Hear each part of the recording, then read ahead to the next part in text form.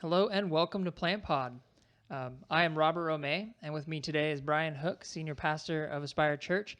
And unfortunately, McKenna Ayers, who's normally going to be joining us on this podcast, is sick today. But we're going to we've had a lot going on over the past week in our church. And I think some of it would really be good for not just church planters, but just people that are involved in a church in general to know. First of all, I think that this is... did we just celebrate our 5th year birthday over the past week? This next week. This This next Sunday. week. Yeah. This Sunday will be 5 years. 5 years. Yeah. As a church plant, and that's meeting publicly. That's Meeting what we're publicly, celebrating. Yeah. Yeah. Yeah. So we've had that. We've also had a number of people that are ill, that are sick. Yeah. Right. And we've had a death. Yeah. And so, am I missing anything? We've had a lot over the week. No, we did a church planner training, and we had Nick Burleson in, and he was also on our podcast, but he came in and did a great job, and that was awesome. Yeah, I think we had 25 church planners and wives there, and he did an awesome job. Yeah, he really did. Yeah. He really did, and it was a lot of fun having him on here too. Yeah. Which was really actually our first recording of a podcast. It won't be the first one we release, but Yeah. it's the first one that we took. So this is actually the second one Yeah. that we're recording, but we'll release it later after we do some introductions. Sure. But one of the biggest things that we've went through over the past week was a death in our church body, and so that's hard, I would think, for any church to go through, maybe more so for a church plant in some ways, just kind of depending on what kind of resources a church has. So before we even kind of get started, just for people to know, first of all, how long have you been a pastor of a church in your lifetime? This marks 38 years. So I've been pastoring in ministry in different various roles and different size churches for 38 years. Wow. That's a good amount of time. That's a good amount of wisdom. Yeah. So from your perspective, when you're dealing with a funeral, have things changed since COVID? It has. You mentioned the death. You mind me talking about Rose for a second? Please do. It's just Absolutely. It's a really neat story because when my wife and I moved here, we didn't move with a bunch of people from a church. We just started. And you may hear this story in other podcasts, but Rose really was praying the day that my wife and I were really struggling with church planting, moving out. We didn't have any friends at the time. We didn't really have an organized worship service. We didn't even have enough people for a small group. We didn't really know anybody. And my wife, Jessica, just went walking one day, took Faith, my daughter, with her, and they went walking and met Rose. And Rose heard Jessica refer to Faith and said, "Oh, that's a Christian name." And they got into a conversation. About 10 minutes later, they're in our living room. And fortunately, when they came in the house, I was wearing my pants because at that time I was walking around in my boxers, trying to think through how we're going to do this church plant. And they come walking in. It was just a normal day for you. And I'm like, "Hi, who are you?" And she says, "My name is Rose." We got to talking. And it turns out Rose had been praying for a Bible-believing, Spirit-led church to come to the Catalan foothills where we had moved. So she had been praying that for a number of years. So we realized at that point we weren't really coming to start a church. We were just walking in the prayers of this woman, Rose Hunter. So, yeah. That's who Rose is, the one that we're talking about who passed away over the past week. Yeah, so we don't do too many funerals as a church plant. That's one of those things we just don't do. So when she was suffering from some ailment, we weren't sure what it was for about over the last year and a half. We sensed it may have been ALS, and so about probably the last week and a half, we've seen her really digress. She got pneumonia, and then I visited her last week and last Tuesday actually, and then on Wednesday she passed on. And so it was a very quick time. Matter of fact, this Sunday we were at church and people had not, gotten word that she had passed. And so we were telling people about that. So it doesn't happen very often at all. Yeah. Now, on Tuesday, Hmm. why don't you kind of expand a little bit? I know what you were doing Yeah. on Tuesday and what you normally do Yeah. on Tuesday. So normally, on Tuesdays we have our teaching team, Yeah. right? Yeah. Yeah. We have our teaching team, and I think a great thing to talk through is, how do you go about visiting somebody that's Mm-hmm. sick? There's people listening right now that are part of larger churches with staff, and you have your staff that go to hospitals, or your deacons or elders, and and we have people in our church that do visit, but for the most part, that lands on me, Right. to make sure that we are meeting the needs of people, and our church is getting older. It's also getting younger, so our average age is actually dropping considerably because of the young people, but also we have some older people that are getting older, and so people just don't know how to care. And when you say that, you don't just mean our church is getting older because we're celebrating our 5th birthday. We're What getting you older. mean Yeah, is we're getting their people who age are is getting their older. ages Yeah, are older. yeah. So we have people that are getting older, and so right now we have 4 or 5 folks right now that are suffering from cancer and different other ailments. So um, that whole week was filled with, you know, visiting people that were going into surgery, people that had cancer, um, Rose, Hmm. and so yeah, it was one of those things that we had to do. You Yep. know, Right. so yeah. But on Tuesday, you made the decision to visit her. I think so. Normally in the mornings, we get together, a team of us, and we Hmm. do teaching team where we dialogue about planning Yeah, into the future of the things that we'll be um, going through yeah, with our church body yeah. on Sundays, things like that.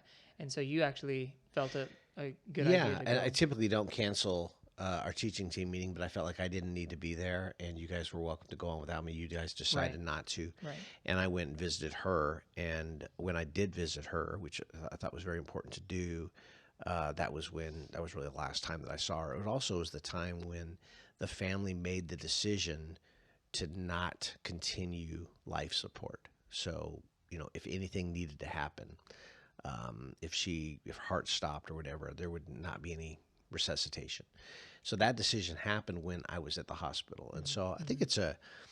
it's a good thing to know, for pastors that are listening. If you're in a church plant and you have so many things on your plate, which I do, which we all do, but you have to prioritize what you need to do. And I think for me, I needed to prioritize going and seeing her.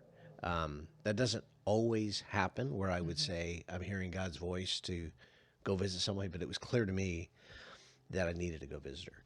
And I didn't know that she would pass on at all that quickly. But when I was there, it was important to know that for the family to know that I cared, that I was there for them, and you can't get those moments back. So if there's a planner listening, somebody that's just starting out in the ministry, um, it's good to listen to God's voice and to just go and do it. And I've had mentors that have taught me that as well. Mm-hmm. Um, and sometimes sometimes you may not be doing your quiet time as regularly as you need to be. Sometimes you didn't hear God's voice, but there is also an inner um, mechanism in every pastor that says, if somebody that helped start your church is in the hospital Mm-hmm. and near death, put aside the sermon and go visit them. Right. And Yeah. so that's what I did. I'm not saying that to boast in it in any way. I've missed those opportunities numerous times, but this time I didn't, and it was a good thing to do. So Yeah, yeah, absolutely. Definitely a good thing.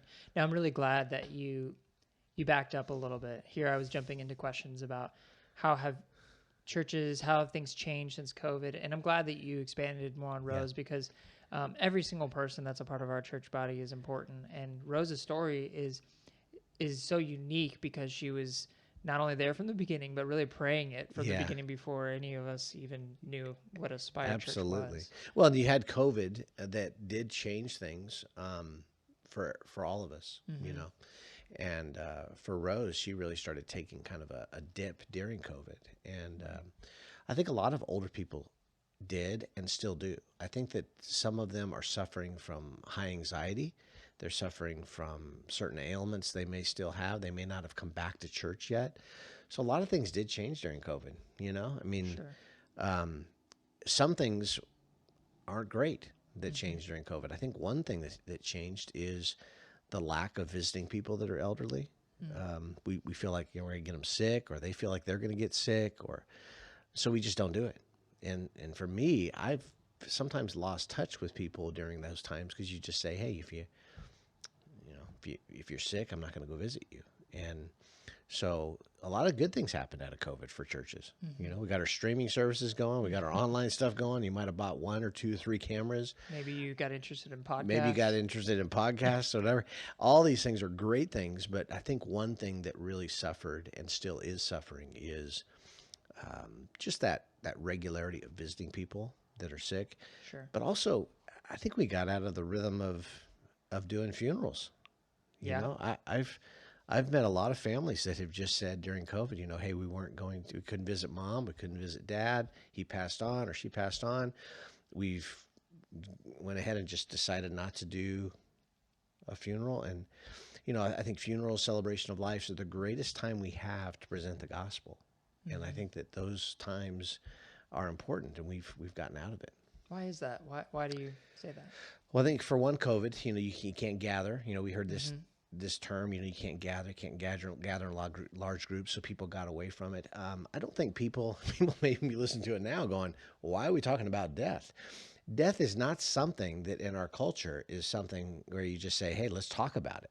Right. So anytime you can withdraw from it, we do it as a society, and I think that we've withdrawn from celebration of life. We've, thrown up our hands and just said, hey, they passed away. We'll cover it at some point. And we've gotten out of the importance of mourning, the importance of taking your son or daughter to maybe their first funeral and letting them experience the reality that people do die. Right. It's not if we die, it's when we die. And those are the times you remember. I remember going to my grandfather's funeral. It's the only time I ever remember him was looking into the casket and seeing him dead. And that's not something that was a bad thing. It was a good thing.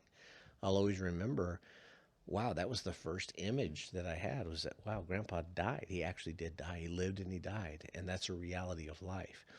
And I think people got out of it. They probably some of it has to do with COVID. Some of it was the lack of wanting to approach death or even, go there with death. I think some people are, for the most part, would rather not do a funeral, period, whether it's COVID or not, Yeah. But they do it because culture says do it. Well, COVID gave culture a pass. And so now we just have not engaged once again to that be rhythm. out of the rhythm. And That makes sense. I think it is important to do that. Whatever your cultural norms are, whatever your your faith is, I think it's important to lean in. But I've seen from Jews to Muslims as well as Christians back off from it, and they have not engaged in the regular rhythms. No, and that makes a lot of sense as to why it has changed since COVID. And another question that I have about that is, you actually said that it is the perfect time, or the celebration of life is a perfect time to present the gospel. Yeah. And so just for someone listening, why is that? Well, I think that anytime somebody can come face to face with death, that's a good thing because they realize I'm not immortal. Yeah. I'm not going to live forever. Right. The older we get, the more we realize that. It could be the sore muscles. It could be the fact you can't do the things you used to do. You realize this is coming to an end. Could be the people that you have to say goodbye to, and you realize. But I think that it is important to to face that reality, and then when you do face the reality, what do you do with it? What do you do with death? I mean, it's final. And for those that are listening, I mean that the reality of my earthly life is over, but is there life after death? And I think people wonder that when they go to a celebration of life, like Rose, in a few days will celebrate her life. We'll realize that, when she died on Wednesday, when she breathed her last, she breathed her next breath in heaven. And we can share that. We can celebrate that. But what about that person that doesn't know Jesus? Is there a place for the gospel there? And I always counsel pastors, if you are counseling somebody and you ask them the question, hey, do you know where your dad went? You can tell me about their faith. And it's not long before the stammering goes to, I'm not quite sure. And that's a tough one for Christians. That does sound really tough. It's tough for Christians to hear that Grandpa died and we're not sure where he is. Right. And what do you do with that? And so I get a few great stories from high school, maybe what they like to do, and you share that for about 4 or 5 minutes, and then you go right to the gospel. So I have a message for people that don't know Jesus, and that's gospel filled. And there's people there, and they need to know that there is a place that you can go. And then there's a message for those that are believers, but they may not have really walked like like a Paul or a Timothy, but they they were believers. They know where they went. They went to church and all that. There's a message for them. The reality is they weren't perfect, but you know what? None of us are. And but they're in heaven. And then there's those messages for those that like a Rose or my mom who passed on about 9 months ago, and you can just celebrate a life well lived. They have finished the race. They've kept the faith. There is later for them a crown of righteousness, and that message is so powerful because it expresses not only what they lived, but the present reality of where they are. And also it's a challenge for those of us listening to that message of how we should live our life. Like sometimes celebration of life it's a transformative experience for men when they're sitting there and they buried their dad and go, I have not walked with God like he did. I've never opened the Bible that is sitting on my office, in my office that my dad had or whatever. And they can say, I want to live that faith. And, Paul tells us to live like he did, to follow his example, to do the things he did. And I think for us, it's a good reminder. It's a good wake up call when you go to a celebration of life to, hey, wake up, stop messing around. Stop going from day to day, trying to, make it a little bit better each day. But wake up in reality that you can actually wake up in heaven someday, or if you don't know Christ, you can wake up in hell, and that's a reality as well. So celebration of life really does help in the presentation of the gospel, and in all facets of life, however the person lived can be expressed in those seasons. Yeah, that absolutely makes sense. Yeah. You talked about a message, and here typically you're getting a message ready for Sundays, right? Yeah. But this is not something expected. And so you just mentioned that you had a message for people when they don't know Jesus, people who are following Jesus, and so on and so forth. So, do you have a few sort of in your pocket, so to speak? I do. Yeah, I have a few in my pocket, and the one I was going to use for Rose, I used for another follower of Jesus a few years ago. And you'd think that people wouldn't remember, but they do. They may forget your sermon Monday morning. You preach something on Sunday, and they're like, I don't know what it was, but it was good. Or I don't know what it was, but it was bad. But they don't remember. But they do remember funeral messages. I think it probably has to do with the setting involved, the reality of death, of saying goodbye. They remember it. So I had one that I was going to preach for. So I have to prepare another one. So in the midst of preparing a Sunday service message, I'm going to be preparing it for Rose as well. But that's actually a lot on your plate. It is. And so you just have to go with where you are. Sunday I presented some of Rose's story in my message, and so I made use of the time. And you just as pastors, we're just called to present what we're living in that moment. What you're living in your quiet time, what you're living in your preparatory time, what you're living in your life. For us, it's about real relationships. They know that where I am. So I presented some of Rose's life on Sunday. So I'll present some of that again when I present the message, and some of our church will hear it twice, but most people will have never heard it. So I can share some of that. Yeah, that absolutely makes sense. So you just go with what you got. But you don't have to prepare a different message each time. You don't. You can have a shell of a message, and then I put in stories from the person's life. Sure. Based upon those, Yeah. So, yeah. I mean, that's helpful because me being in a place of just seeing how you've done some things or how churches would do things, that would definitely be something I'm curious about, right? I am curious about. So yeah, I think that it is curious, and those that are listening, some of you are listening and you may not be a pastor, and you have a family member that has passed on. That doesn't mean that you can't pick up the Bible and deliver the eulogy yourself. And some of the greatest eulogies I've heard are from brothers or sisters or sons and daughters of the person that's passed. You do not have to be a pastor to deliver that message. Sure. And Yeah. I also encourage them to have a part in the service if they can. And The some family? people, some people will back away from that because they Hmm. feel like they can't keep it together. They may cry. Oh, sure. They may just break down, and so what? You know, Yeah, that's okay. so what? Right. Like, That, I it can't should keep be it together. sad. So what? Yeah. Yeah, the person died. The Mm-hmm. person's not here right now. It's okay. Jesus cried. Mm-hmm. So it is a Christ-like thing to do to mourn. It's also a Christ-like thing to do to rejoice and Right. to laugh. Right. At a funeral, it's okay to crack a joke. And so, you want some humor and you want some sadness, and if you can provide that from a story or, maybe having a tissue on the podium as you speak, there's nothing wrong with that. Yeah, that makes a lot of sense. Well, and so it's in a case like this where all of a sudden now you've got another message that you have on your plate. You've already got other things on your plate. Last week you did church planning, all of these things, right? Yeah. Do you change on how you utilize the church body in any way? Yeah, that's a really good question. As a church planter and also in a larger church setting, when I was serving at mega churches, you have staff to do that. So you staff a lot of that. You have your assistant, consult the family. You have And you're talking about at a big church. at a big you'd have church, the staff. custodial staff do all that. I say that to say there are churches that have all that. But what if you don't? Well, We right don't. now we are the ones on staff. So We don't. And I think that some church planners, and I don't mean to be rude or don't take this negatively, some church planners have pretty much shied away from doing any funerals because of that. They don't have a facility of their own. They don't have a staff of their own. They just say, we can't do it. But the reality is, do what you can to do it. Do what you can to pull it together. And we've done that. And you want me to share some of that? Or Yeah. I mean, for us, I don't typically have an assistant.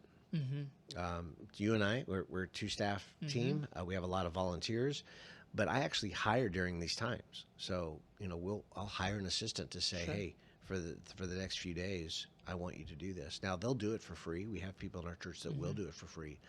But what happens if something happens? Like what happens if somebody comes into town or whatever? Sometimes they say, well, Pastor, you can't. Well, I hire them for that. Even if it's just a couple $100, I need you to be my assistant this week. Sure. To take care of this. And so that's one option. Another option is to pull together some volunteers that are just, they don't have a job anywhere else and they will do it. And some churches have that. But I would encourage people to lean in and to find an assistant, find a place before somebody dies that you can have a funeral. So we have a school, but we meet in a school every Sunday, but we actually have a church facility that we can use of a kingdom-minded church that's near us. And so we'll have the service there. And you had already talked to I'd already talked to the pastor 2 years there. ago and said, hey, when we have deaths, can we have a service here? This is a beautiful facility. And you got ahead of it, way ahead of it. Yeah. Now he agreed to it. We didn't have anybody that died, but he agreed to it. And so when our church member passed on, I didn't go to him. I already said yes. So I went to the secretary at the church, and she said, yeah, we can take care of that. And so we already had his yes. And so now we've just kind of coordinated with them to be able to do some things. And I asked them, what can you do? What do we need to do? And we kind of, went through that. And, we're providing a tech. We're providing, obviously I'm speaking. We're providing some food for the families. But you provide what you can. And because we're a small church, we're not providing food for everybody. Larger churches can do that. They put a call out to all the ladies that make pimento sandwiches or tuna sandwiches or whatever, right? And there's, pecan pie and everything. We don't have that. Right.